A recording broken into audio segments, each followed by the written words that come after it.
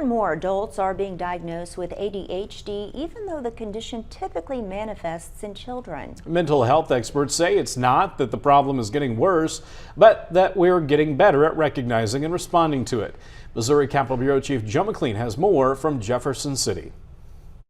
Researchers still don't know what causes ADHD, but they do know more than half of those who have been diagnosed with it were diagnosed in adulthood. Like, I know it's happening, but I can't, get it to stop. I can feel it happening in my brain. Sarah Nelson works in a Jefferson City cafe. She's like more than 15 million Americans diagnosed with ADHD as an adult. My brain is really, I have sporadic days, like last Wednesday, I think I had 15 conversations with one of my friends in 5 minutes.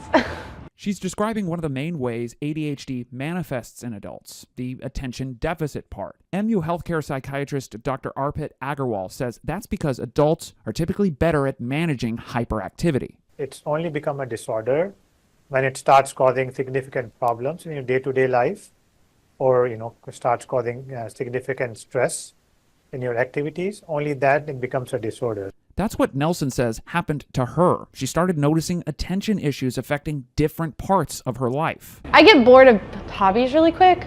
I'll do something and I'll be full force on it for a couple months, and then I'm never want to do it again. Dr. Agarwal said to be considered a diagnosis, ADHD needs to manifest in more than one setting in your life. For example, if your kid is having problems in math class in school, but nowhere else, he said that's likely just a problem with that math class.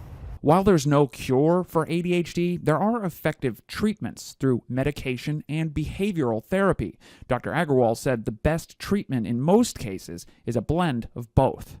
In Jefferson City, Joe McLean, WGEM News.